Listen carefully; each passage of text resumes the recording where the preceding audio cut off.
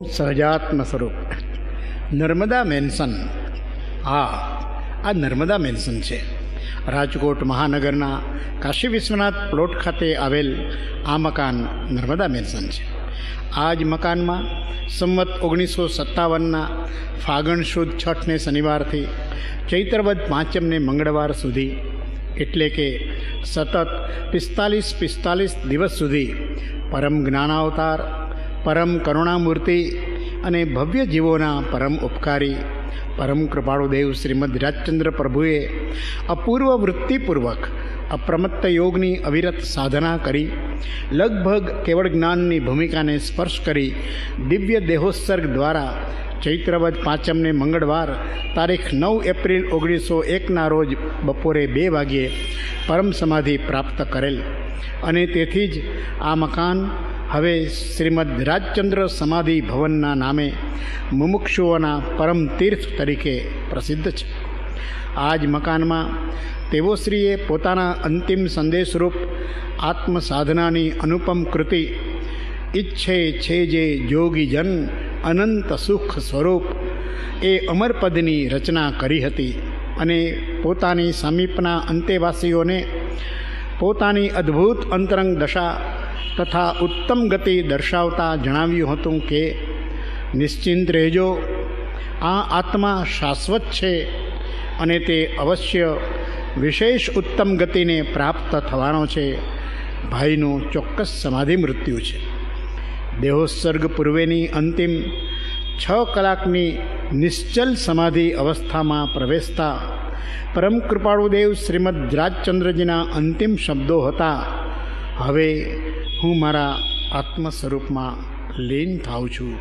ઓમ શાંતિ. કૃપાળુદેવનું આયુષ્ય 33 વર્ષનું હતું. અમદાવાદની અંદરથી પ્રભુના શારીરિક સ્વાસ્થ્ય કથળી જતા આરોગ્ય અર્થે તેઓ શ્રી અમદાવાદથી વઢવાણ કેમ્પમાં આવ્યા અને વઢવાણ કેમ્પની અંદર થોડો સમય રહ્યા પછી રાજકોટ તરફ પ્રયાણ કર્યું. ફાગણ સુદ છઠથી ચૈત્રવદ પાંચમ 45 દિવસ પ્રભુએ રાજકોટમાં સ્થિરતા કરી અને સંમત 2057 ચૈત્રવદ પાંચમ મંગળવાર બપોરે 2 વાગે એ મહાન જ્યોતિર્ધરે આ આપણા ભરત ક્ષેત્રમાંથી વિદાય લીધી. 100 વર્ષના વાણા વીતી ગયા. રાજકોટમાં પ્રભુની સ્થિરતા હતી તે સમયે એમણે ચૈત્ર સુદ નોમ સંમત 2057 રામનવમીના દિવસે એમના બનેવી ચત્રભુજ બેચર જેતપુરથી મળવા આવ્યા છે. એમને કહે છે અને મનસુખલાલ કિરચંદ એમની સેવામાં છે અને કે કાગળ લો અને પેન્સિલનો ટુકડો અને કાગળ ઉપર પરમ કૃપાળુદેવની અવસ્થા એવી કે હાથમાં પુસ્તક પણ પકડી ન શકાય એટલી બધી શારીરિક ક્ષીણતા હતી. એ સમયે એમણે કહ્યું કે પદ લખાવું છું, તમે લખો. આ પદ એક એવું છે કે જે પરમ કૃપાળુદેવે જાતે લખ્યું નથી પણ લખાવ્યું છે અને એ એમના બહુ જ નાનપણથી જે મુરબ્બી અને સાથી એવા ચતુર્ભુજ બેચર એમની પાસે લખાયું છે. સાથે એમના સાક્ષીઓમાં નવલચંદભાઈ મોરબીના વકીલ હતા, ધારસીભાઈ હતા અને સેવામાં રત એવા મનસુખલાલ કિરચંદ હતા. કૃપાળુદેવના નાનાભાઈ મનસુખભાઈ હતા.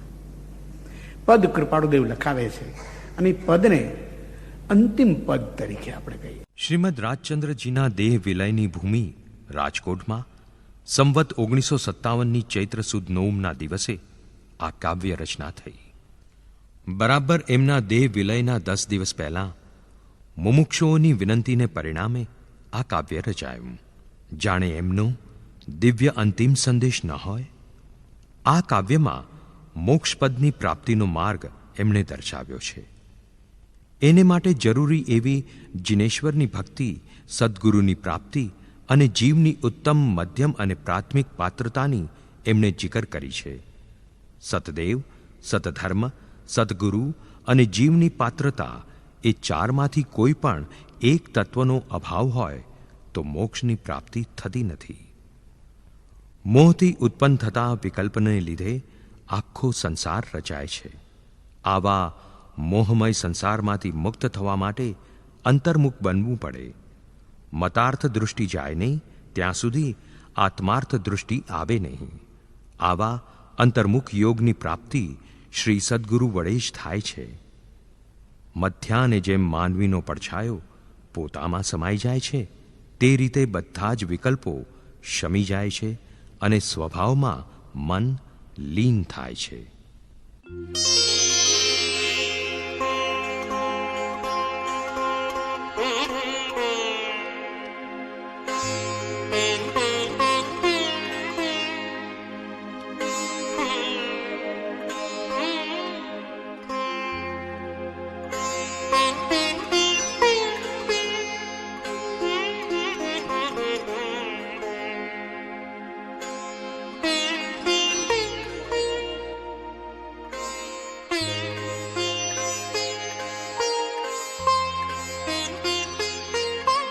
इच्छे छे जे जोगी जन अनंत सुख स्वरूप मूल शुद्ध ते आत्मपद सयोगी जीन स्वरूप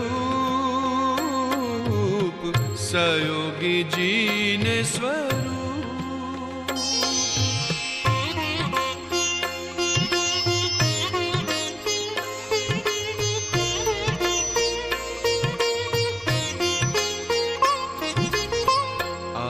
स्वभाव अगम्यते अवलंबन आधार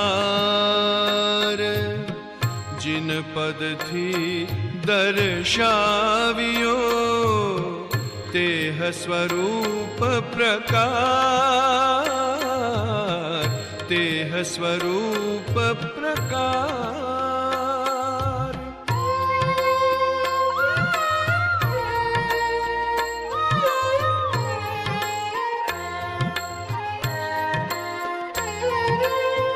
जिन पद निज पद एकता भेद भाव नहीं काई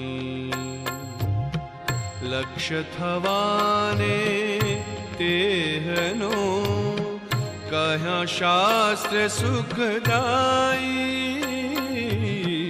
कह्या शास्त्र सुखदाई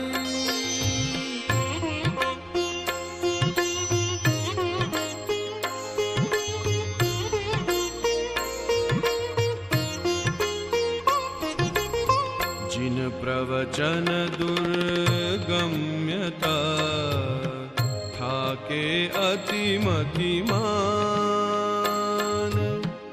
अवलंबन श्री सद्गुरु सुगम अने सुख खान सुगम अने सुख खान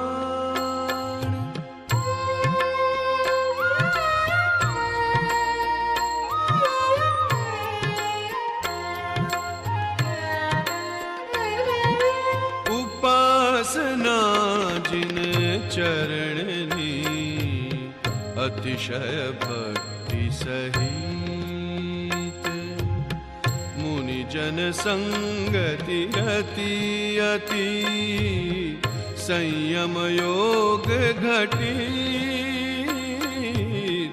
संयम योग घटित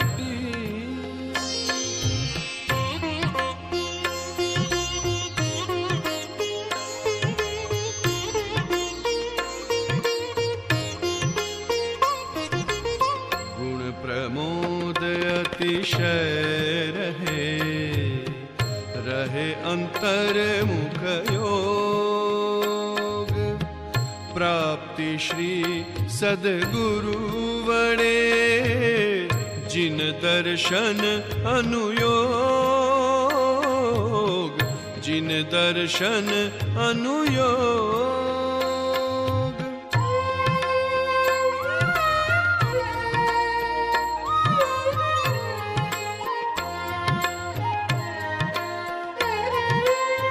प्रवचन समुद्र बिंदुमा उलटी आवे पूर्व 14 लब्धिनु उदाहरण पण ते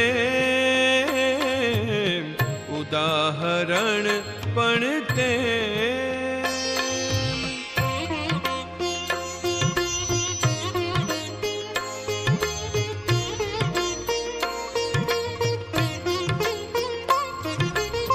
विषय विकार सहित जे रह्या मतीना योग। परिणामनी विषमता तेने योग योग तेने योग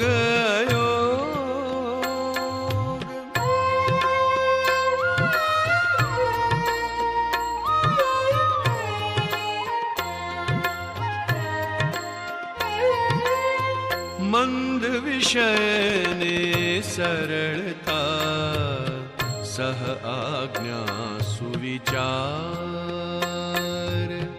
करुणा कोमलता दिगुण प्रथम भूमिका धार प्रथम भूमिका धार।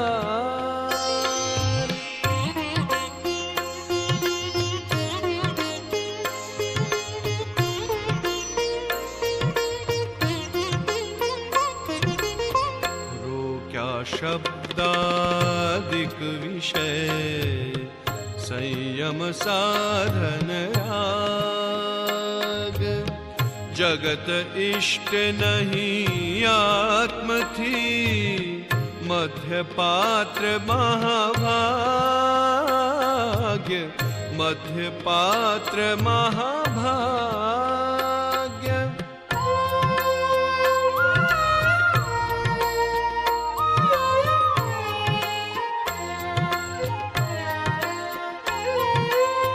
नहीं तृष्णा जीव्यातणी मरण योग नहीं क्षोभ। महापात्र ते मार्गना परम योग जित लोभ परम योग जित लोभ।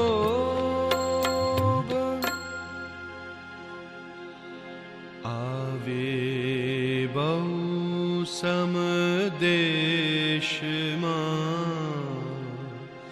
छाया जाय समाई। आवे तेम स्वभाव मन स्वरूप पण जाई। उपजे विकल्प थी समस्त असंसार। अंतर्मुख अवलोकता विलय थता नहीं वार। अंतर्मुख अवलोकता विलय थता नहीं वार।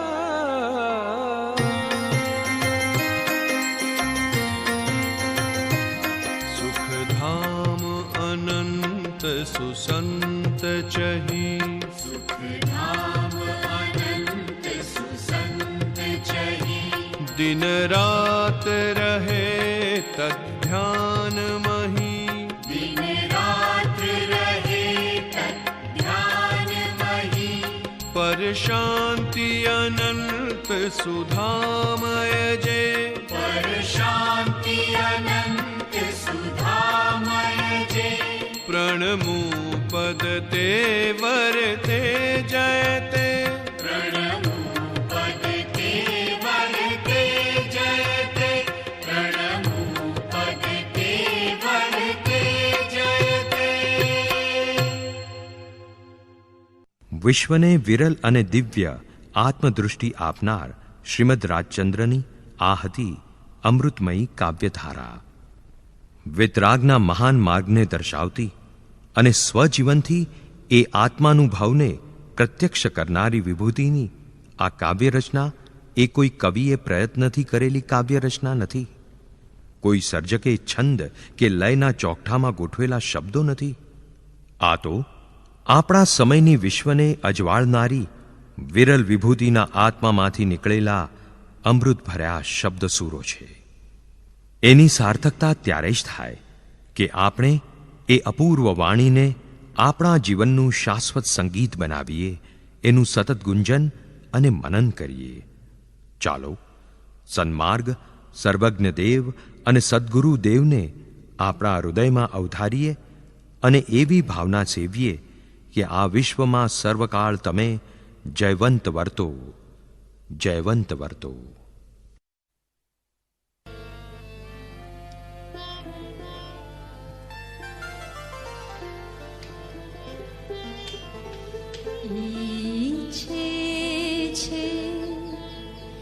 જે જોગી જન અનંત સુખ સ્વરૂપ મૂળ હે મૂળ શુદ્ધ તે આત્મપદ સયોગી જીન સ્વરૂપ ઈચ્છે છે જે જોગી જન ઈચ્છે છે જે